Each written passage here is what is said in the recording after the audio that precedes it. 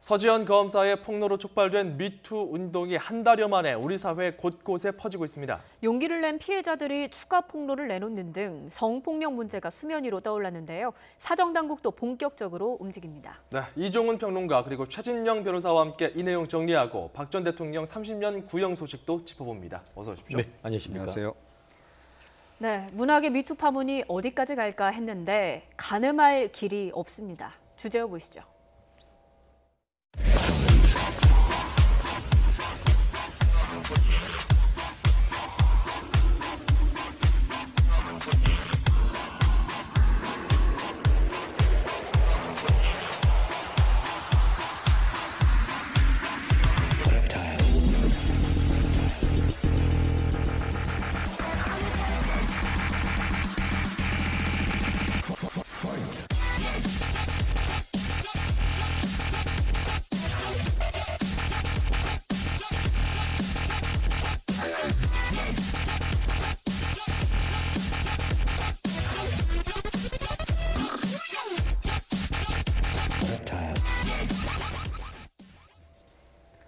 네, 성폭력 폭로가 그야말로 쏟아지고 있습니다. 미투 운동이 전방위적으로 확산하고 있는데요. 이 정도로 우리 사회에 성수문이 많았나 참 안타까운 마음마저 들어요. 정말 왜 이제서야 피해자들이 목소리를 내게 된 걸까요? 그렇죠. 그러니까 지금 이제 제가 보기에는 지금까지 드러난 것도 빙산의 일각일 가능성이 높다라고 생각합니다. 예. 그러니까 그만큼 이제 우리의 과거의 문화, 그러니까 이 유교적인 그 남성 중심의 문화라고 하는 것이 너무나 역사도 오래됐고 뿌리도 깊었다 이렇게 생각을 하거든요. 그러니까 제가 그동안 경험한 것을 이렇게 되돌아보더라도 90년대 분위기가 다르고 2000년대 분위기가 다르고 또 2010년대 또 분위기가 다르고 확확 바뀌는 걸 느끼거든요. 그러니까 세상은 굉장히 빨리 변하고 있다. 그리고 이 새로운 세대들은 특히 여성 같은 경우에 인권의식이 굉장히 높은 반면에 그렇죠. 그러니까 구 세대들은 여전히 그 자신들의 부모 세대들로부터 배운 그 문화, 그것에 그냥 거의 화석처럼 굳어져서 있었던 거 아닌가 이런 생각을 하고요. 네. 이게 총체적으로 보면 수백 년간 우리나라를 짓눌렀던 그러니까 유교적인 가부장 문화의 마지막 장벽이 좀 거치는 과정이 아닌가 저는 그렇게 생각을 합니다. 이에 대해서 국가 최고 권력 대통령도 입을 열었습니다. 한번 들어보겠습니다. 우리 사회 전 분야로 미투 운동이 확산되고 있습니다.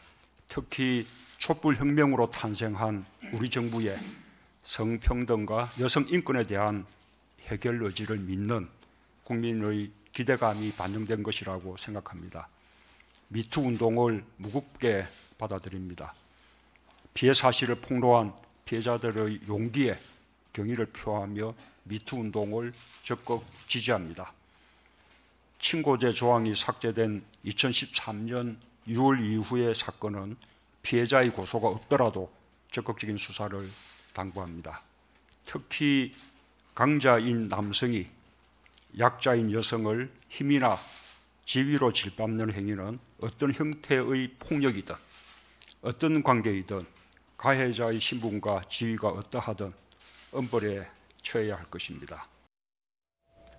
아무래도 대통령도 이제 변호사 출신이다 보니까 구체적으로 법적으로는 어떻게 조치하는 게 좋겠다라는 이야기까지 나왔어요. 그렇습니다. 말씀하시는 것처럼 대통령이시기 전에 인권 변호사로서 유명한 그 세를 떨쳤던 분 아니겠습니까? 예. 그러다 보니까 다른 어떤 그 정치적인 성명을 발표할 때보다 곧 힘이 있고 또 본인의 전문성을 내는 그와 같은 그 언론 보도를 보는데요. 예. 잘 아시다시피 그 2013년 6월 이전과 이후로 성폭력에 대응하는 역사가 우리나라엔 다릅니다. 2013년 6월 달 이전 같은 경우에는 반드시 피해자가 고소를 해야만 처벌할 수가 있고 처벌하다가도 합의가 되면은 더 이상 불문에 붙이는 그런 상황이었었는데 예. 그이어 2013년 6월부터는 친고죄가 전부 다 폐지가 됐습니다. 그러다 보니까 이번 같은 경우에도 2016년 이후 사건 같은 경우에는 고소가 없다 하더라도 경찰이나 검찰에서 이른바 직권으로 인지 수사를 할 수 있도록 그렇게 해 있는 것 같은데 실제로 그 문 대통령의 이와 같은 지시에 따라서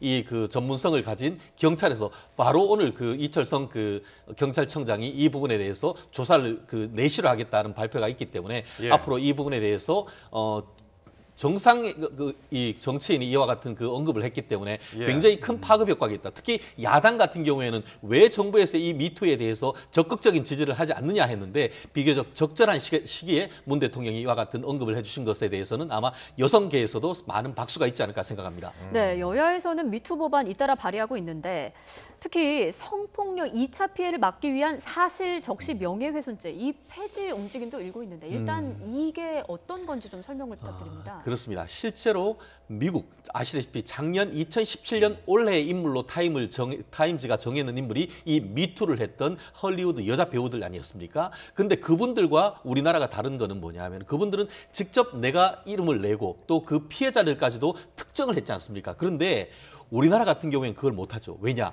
설령 그것이 사실이었다 하더라도 그것이 형법 내지는 이 그 정보통신망 이용법상의 사이버 명예훼손이 되는 것입니다. 예. 그 반면에 미국 같은 경우에는 형사적으로 이와 같은 명예훼손 같은 경우에는 형사적인 처벌로 하질 않습니다. 왜냐하면은 표현의 자유를 중요시하기 때문에 대신 민사적으로 해결하는데 우리나라는 그러지 않고 설령 사실이라 한다 하더라도 그것으로 해서 가해자가 고소를 하면 처벌받게 되겠죠. 예. 그럼 결국 예. 성범죄로 1차 처벌받고 또 두 번째로 이제 그 명예훼손까지 처벌받는 그런 상황 속에서 입에 재갈을 물릴 수밖에 없는데 그런 점에서 이번 같은 경우에 이 성범죄에 대한 미투 운동을 확산하는 기반을 하기 위해서 사실 적시한 명예훼손을 폐지하자라는 그런 논란이 있습니다. 그 얘기가 있습니다. 네. 다만 예. 그 부분에 대해서는 이것을 일반적으로 다 폐지할지에 대해서는 법조계 내에서도 설왕설래가 있기 때문에 예. 향후에 이 부분에 대해서는 좀 여론의 중지를 모아서 폐지하는 것도 한 가지 방법이 아닌가 생각합니다. 그렇군요. 지금 이런 가운데 지금 만화계에도 미투가 번졌습니다.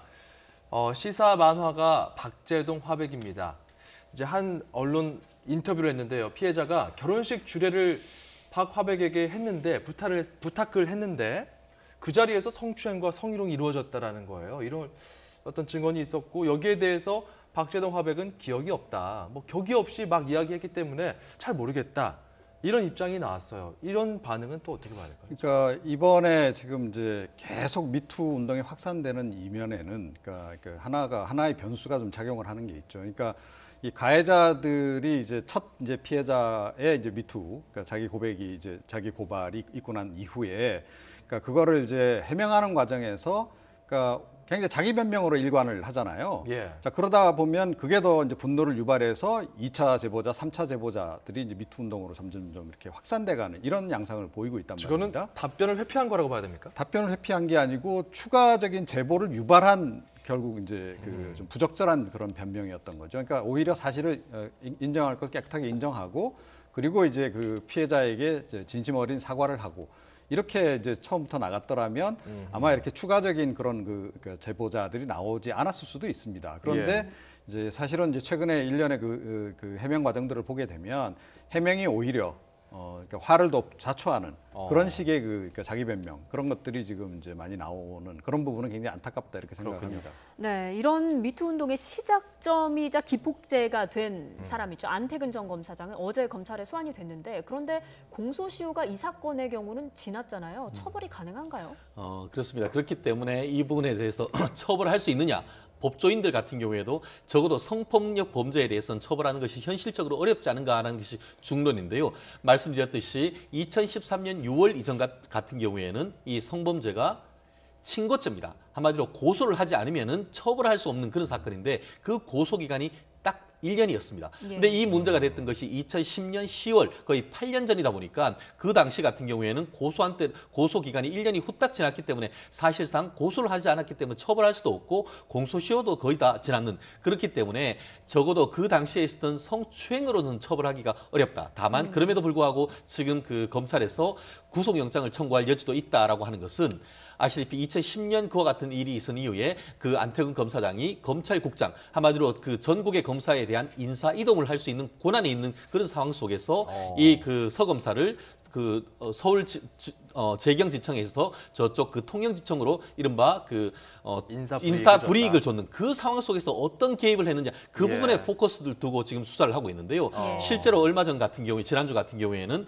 법무부 검찰국에 대한 압수수색까지 했고 그 당시 실무를 하고 있던 부장검사 2명에 대한 압수수색까지 있었기 때문에 예. 상당 부분 그 증거를 그 확보를 했다고 하기 때문에 앞으로 좀 더 지켜봐야 되겠습니다만 성폭력은 안 될지 모르지만 직권남용 혐의로는 처벌할 가능성이 있다 이렇게 평가할 수 있을 것 같습니다. 직권남용. 이 부분에 대해서는 좀 불씨가 남아 있는 상태고 그렇습니다. 저희가 방금 전에 그 안태근 전 검사장 화면을 보여드렸는데 오늘 저희가 이 미투 관련해서는 좀 중간 결산 이런 느낌이랄까요? 한번 지금까지 폭로된 내용들을 한번 쭉 정리해 보고자 합니다.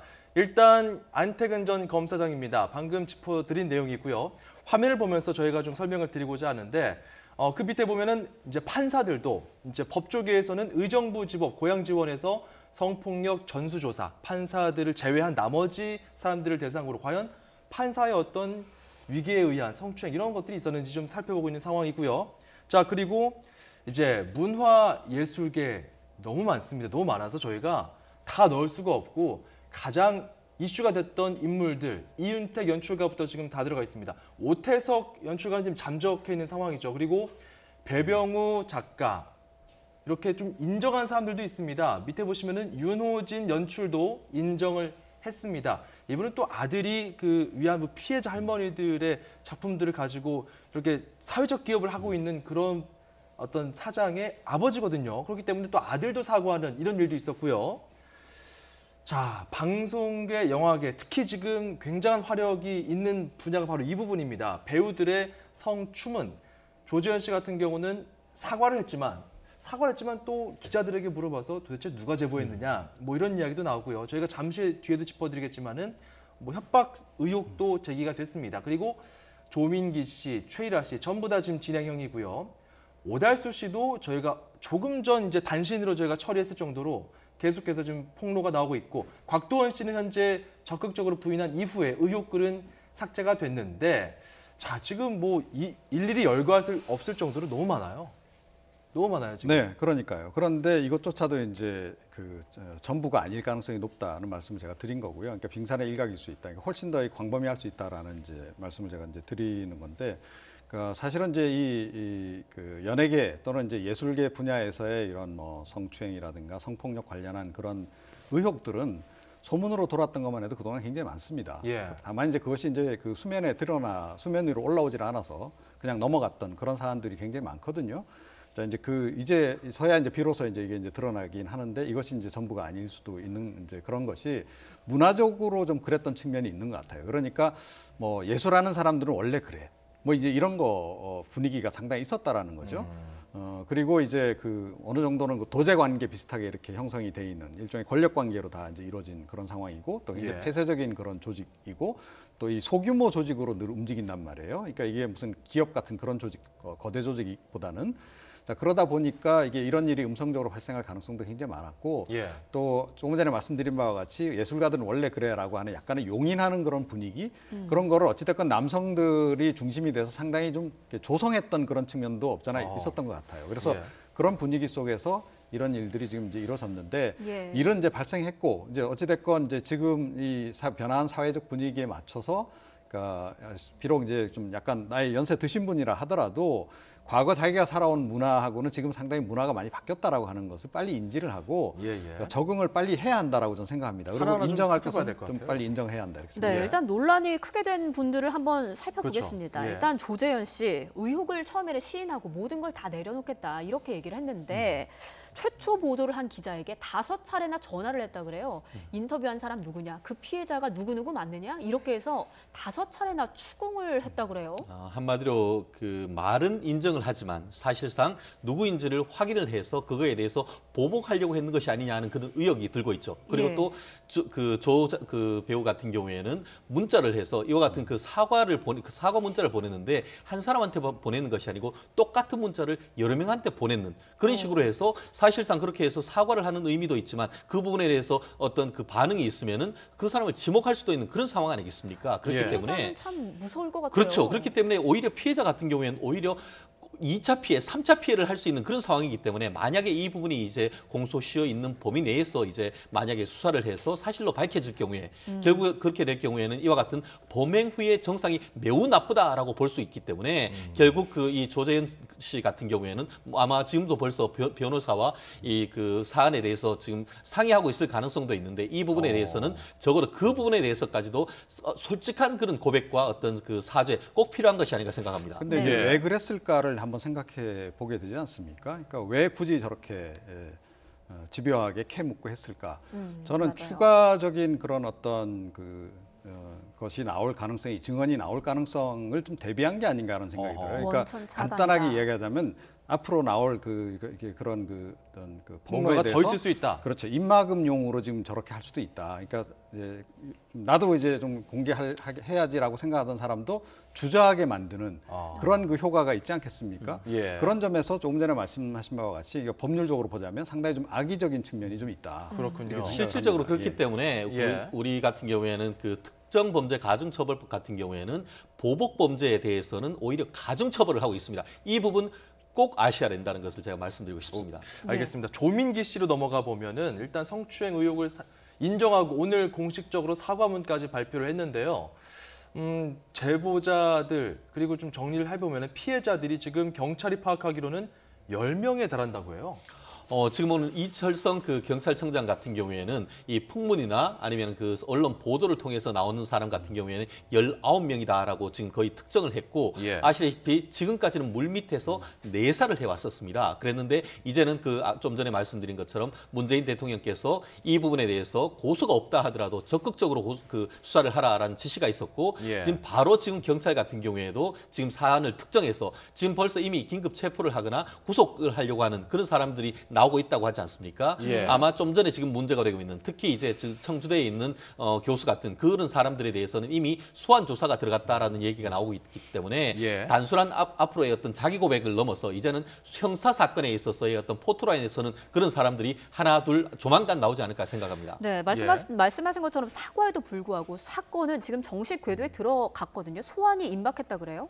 예, 그렇죠. 그러니까 이 조민기 씨 경우에도 처음에 이제 이것이 언론 보도가 나온 직후에 그러니까 전면 부인하지 않았습니까? 그런 일 없다고 사실과 다르다. 뭐 이렇게 이제 부인을 했는데 루머다. 뭐 이렇게 얘기를 했죠. 예. 그런데 지금 최근에 확인되는 바에 따르면 지난해 이미 이제 그 청와대 국민신문고에 학생들이 제보를 했다는 거죠. 예. 그래서 그 사건 자체를 이제 청와대에서 이제 청주대로 이첩을 한 것이고. 지금 예. 보시는 그래서 것처럼 사전이 굉장히 오래전부터 조사가 이루어진 그런 내용이고요. 네, 예. 대응 지금- 매뉴얼까지 있었다고 그렇죠. 하니까. 그러니까 학생들이 오죽했으면 청와대 국민신문고에 그렇게 집단으로까지 문제 제기를 예. 했겠습니까? 그러니까 이게 굉장히 오래됐고 굉장히 광범위하게 이런 그 범행이 이루어졌기 때문에 학생들도 굉장히 심각하게 생각을 했던 거죠. 그래서 오죽했으면 이런 매뉴얼까지 만들었겠습니까? 그래서 그러니까 그야말로 조민기 피하기 방법 아닙니까?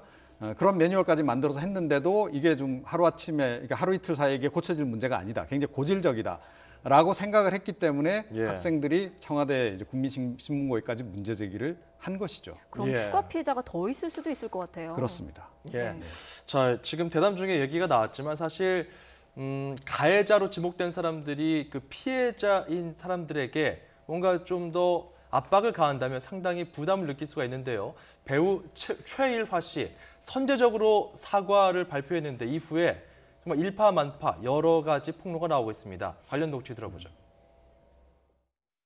제가 미투 운동이 일어나면서 저도 동참을 많이 하고 싶었어요. 예. 그런데 너무 오래전에 이를 밝혀서 어느 누구도 제 말을 인정하려고 안 할 것 같았고 그래서 용기 내기가 쉽지가 않았어요. 왜냐하면 잘못 내가 얘기했다가 혹시 무고죄로 고소를 당하지 않을까.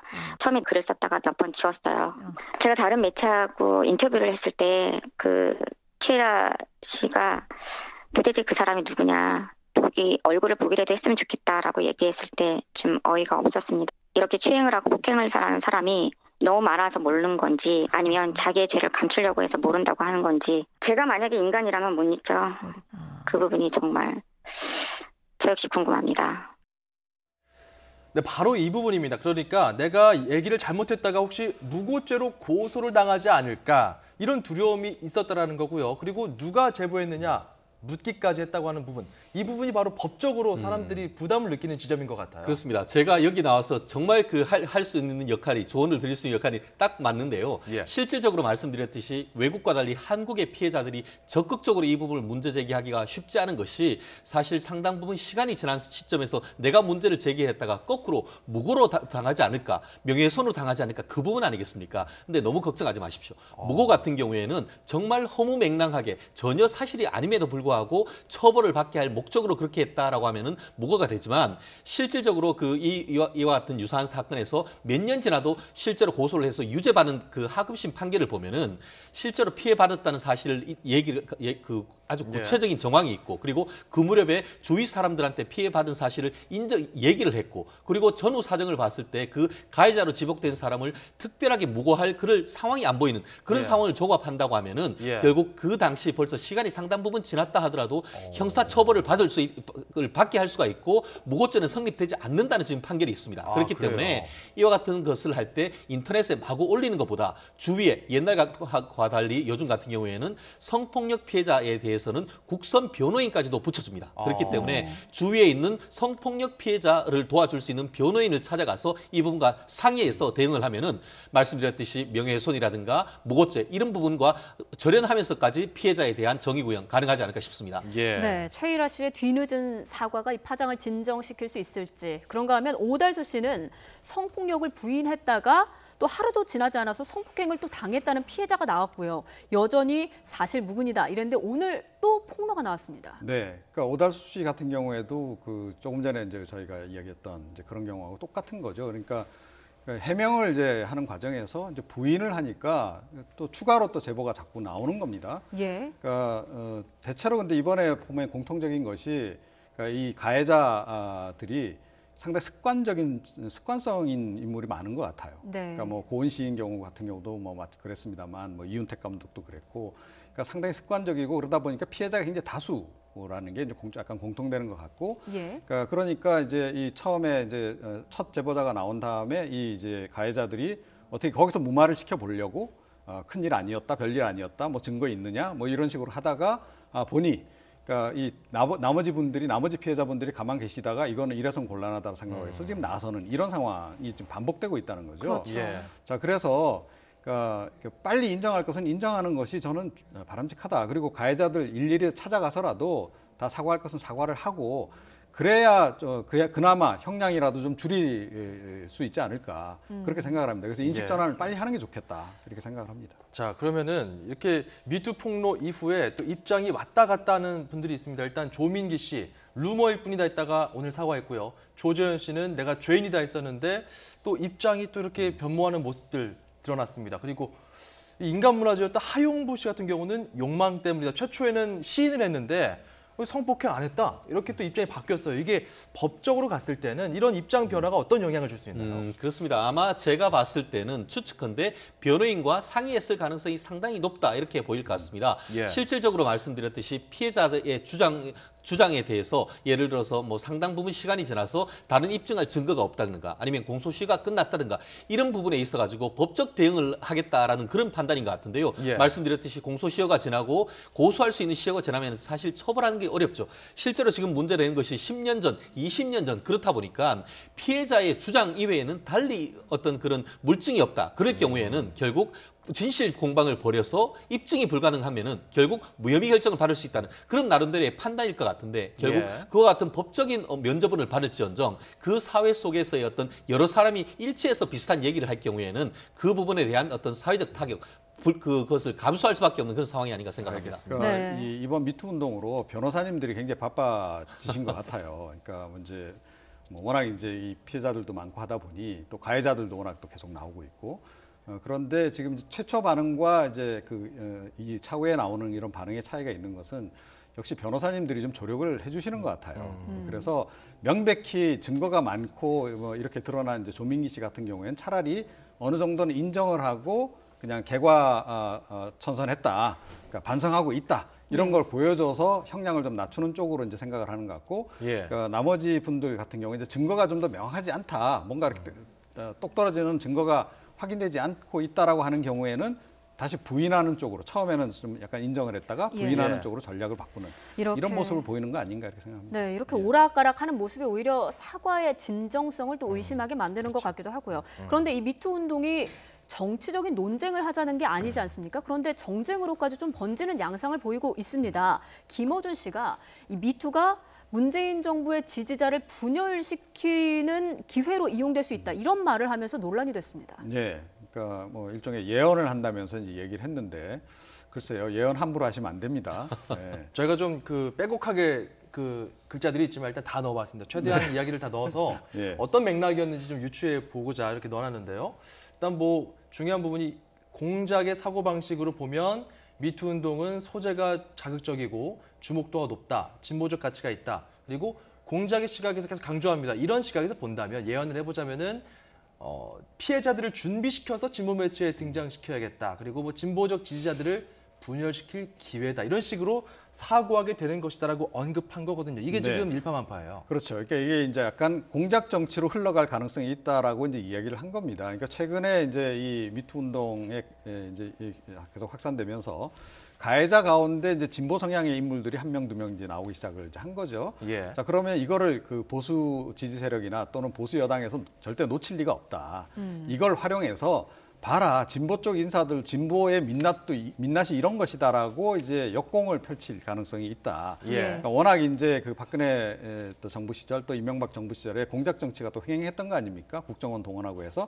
그러니까 그런 습성들이 있는 사람들이 이걸 그냥 놓칠 리가 없고 이렇게 되면 이 자칫 잘못하면 이 진보 진영이 분열될 수도 있다라고 하는 그런 나름의 우려 때문에 이제 이 문제 제기를 한 것 같아요. 예. 그러니까 이제 김어준 씨도 어찌됐건 이제 진보를 대표하는 그런 인사 아닙니까? 또 해명도 했어요, 이번에. 예, 이제 그런데 이게 이제 지금 이제 그 부적절했던 지적인 것이죠. 그래서 예. 이제 진보 진영 내에서도 아니 무슨 이런 일에 진보 보수 따로 있느냐라고 이제 지적을 하고 나서는 상황인데요. 예. 저도 개인적으로 굉장히 걱정이 되는 게 이런 식이면 길거리에서 자동차들끼리 접촉 사고 나도 보수기 때문에 그렇다, 진보기 때문에 그렇다 이런 식으로 싸울 참이냐. 그러니까 이건 정말 그 맥락이 안 닿는 거고 이건 김어준 총수가 잘못했기 때문에 사과를 좀 해야 된다. 이 발언 자체는 그렇게 생각합니다. 네, 김어준 씨는 미투를 공작에 이용하려는 자들이 있다고 했지 미투가 공작이다라고 한 적이 없다라고 해명을 했습니다. 주어가 없다. 뭐 이런 그 어이없는 것인데 물론 그걸 가지고 이제 똑같은 걸 가지고 해석하는 것이 서로 진영 논리로 아주 극명하게 나뉘고 있는 것 같은데요.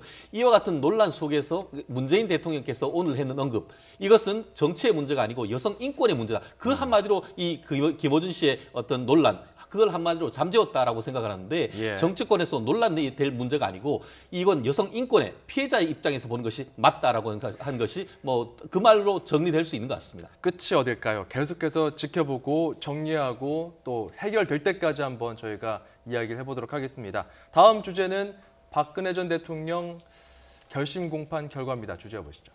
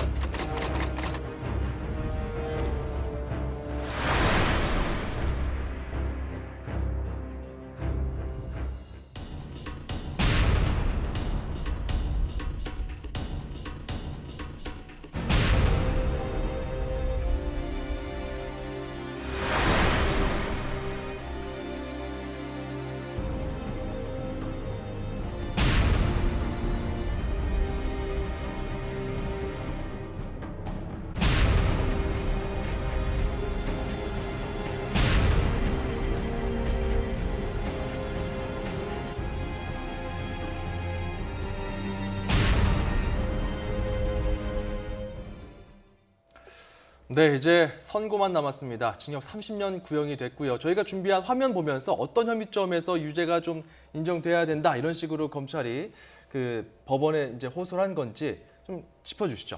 그렇습니다. 실질적으로 지금 박근혜 전 대통령에 대해서는 18가지의 죄목입니다. 정말 일일이 나열하기도 쉽지 않은데요. 큰 틀에서 봤을 때는 이 그 삼성 뇌물 433억으로 해서 뇌물수수 그리고 또 미르와 K스포츠 재단에 대해서 775억 원 정도 한마디로 팔을 비틀어서 돈을 협박해서 빼뜨렸다는 것 그리고 또 롯데에 70억, SK에 89억을 뇌물을 요구했다는 것이 있었고요. 그 이외에도 뭐 동계스포츠 영재센터에 대한 그 돈을 뇌물을 받았다는 것 이외에 뭐 예. 여러 가지가 있습니다. 그렇지만 제일 핵심적인 것이 결국 1억이 넘는 뇌물 같은 경우에는 특가법에 의해서 무기 또는 10년 이상의 유기징역에 해당하는 것이고 실질적으로 그렇기 때문에 검찰이 얼마나 구형이 될까 했었었는데 최순실 씨 25년을 구형을 했었습니다. 그런데 그것보다 최정점, 한마디로 국정농단의 정점이 있고 그리고 또 탄핵 사태를 이르게 된 데에 대한 정치적 책임까지 했을 때에 최순실 씨보다는 더 무거운 징역 30년, 한마디로 유기징역의 최상한을 지금 구형을 했다. 이렇게 해석하면 쉬울 것 같습니다. 예, 박 전 대통령 재판에 나오지는 않았지만 자신에게 30년 구형이 됐다는 건 들었겠죠. 어떤 생각을 했을까요? 글쎄요. 그러니까 계속 무죄를 주장해 오셨잖아요. 돈 한 푼 받은 적도 없다라고 주장해 오셨고 그리고 재판부 자체를 또 인정을 하지 않고 지금 아예 그 재판에 출석도 안 하고 있는 상황이기 때문에 이것 또한 당연히 이제 그 인정하지 않을 거다라고 생각합니다. 그러니까 최순실 씨도 똑같았지 않습니까? 예. 자, 그런데 이제 과연 이번에 이제 나온 그러니까 구형량이 이제 적정량이냐? 이거는 이제 국민들 사이에서도 약간 좀 논란이 좀 없잖아 있죠. 그러니까 최순실 씨가 이제 25년 지난번에 이제 그 검찰이 구형을 할 때도 이게 너무 약하다. 무기징역은 해야 되는 거 아니냐라고 하는지 여론이 있었는데 예. 이번 같은 경우에 똑같은 그런 여론이 있을 거다라고 생각합니다. 다만 이제 보수 진영에서는 물론 이게 뭐 그렇게까지 이렇게 중형을 그 매길 사안이냐라고 또 물론 얘기를 하겠죠. 하지만 어찌됐건 30년 구형량 나름 법률적인 판단을 내려서 이제 한 거라고 보고 예. 그러니까 최순실 씨보다는 역시 형량이 높을 수밖에 없는 것이 최순실 씨는 어찌됐건 민간인입니다. 그런데 박근혜 전 대통령 같은 경우는 공직자, 그것도 아주 최고의 고위공직자라는 점이 하나 있고 그다음에 최순실 씨에게는 적용되지 않았지만 박근혜 전 대통령에게만 적용할 수밖에 없는 그런 게 있잖아요. 공무상 뭐 비밀 문건을 이제 유출한 그런 거라든가 또는 이제 그 연예계 블랙리스트처럼 그런 걸 이제 작성하도록 지시를 한 혐의라든가 이런 것들은 공직자로서 매우 부적절한 그런 행동이었기 때문에 예. 추가로 5년이 더 구형이 된 게 아닌가 이렇게 생각합니다. 자, 박근혜 전 대통령 국선 변호인단은 이제 오늘 이제 재판정에서 이런 얘기를 했습니다. 박 전 대통령 평창 올림픽 준비했다. 수년간 준비했고 불철주야 대통령으로서 노력했다. 사익 추구하지 않았다. 큰 틀에서 보면 이용당할 수는 있었지만 이제 본인이 직접적으로 추구하지 않았다는 건데 이번에 대해서 과연 재판부가 어느 정도를 받아들일까요?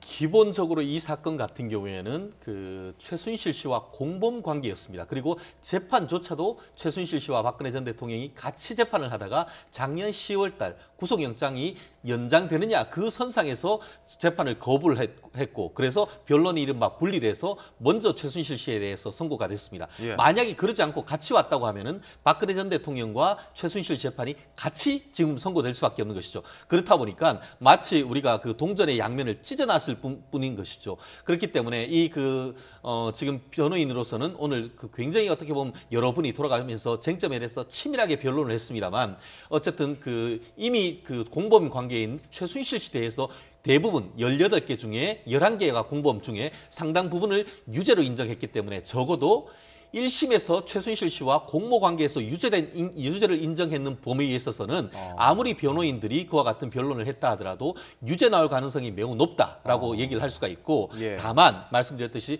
지금 이 사건을 보는 눈이 극명하게 달리죠. 이 지금 검찰과 특검 같은 경우에는 정경유착의 범죄다. 그 삼성이 그 경영권 승계와 관련해서 청탁이 있었고 그것에 대해서 돈을 받았다라고 했지만 예. 이재용 부회장에 대한 항소심 같은 경우에는 그와 같은 정경유착이 없다라고 해버렸습니다. 그렇기 때문에 그런 부분에 있어서 이 변호인들 같은 경우에는 상당 부분 이재용 부회장의 항소심 재판 논리를 가지고 와서 증거가 없다라고 해서 무죄를 지금 하려고 할 전략을 쓰고 있는 것 같은데요. 과연 어느 정도 이 1심에서 재판장을 설득했을지 그 결론은 다가오는 4월 6일 날 오후에 선고되지 않을까 싶습니다. 예, 아직은 좀 조심스럽지만 선고는 딱 잘라서 어느 정도나 예상을 하십니까? 아직까지는 뭐라고 하긴 어렵습니다. 예. 다만 일반적으로 생각하기에 최순실 씨가 25년 구형했는데 20년 나왔으니까 30년 구형했으니까 25년 정도가 나오지 않을까 그렇게 상식적으로 얘기를 합니다만 상식적으로 얘기할 수는 없습니다. 왜냐하면은 최순실 씨에 대한 25년 구형이 전체 최순실 씨에 대한 모든 죄가 유죄로 나왔다고 하면 30년이 나왔을 가능성도 있을 겁니다. 예. 하지만 아시다시피 처음에 400억이 넘는다는 그것을 뇌물로 했지만 실질적으로 인정된 것은 72억 정도였던 것이죠. 말 그렇기 때문에 관련된 것들이었죠. 그렇죠. 일부 무죄가 나왔기 때문에 이것 같은 경우에도 박근혜 전 대통령에 대해서도 일부 무죄가 나올 경우에는 예. 30년보다는 형이 낮아질 가능성이 있다는 것을 염두에 둬야 되고 다만 그럼에도 불구하고 일부 무죄라 한다 하더라도 막 검찰에서 얘기하는 것처럼 최고 권력자로서 권력을 남용해서 이와 같은 범행을 했다라고 한다고 하면은 구형과 상관없이 그것보다 더 높거나 비슷한 형도 선고를 할 수 있기 때문에 최종적인 이 1심 법원의 판단은 조금 더 지켜봐야 되는 것이 아닌가 생각합니다. 가능성은 양쪽으로 다 열려 있겠지만 그렇습니다. 어찌됐건 최순실 씨보다는 무거울 것이다. 이게 중론인 것 같습니다. 이종훈 평론가 그리고 최진영 변호사와 함께했습니다. 두 분 고맙습니다.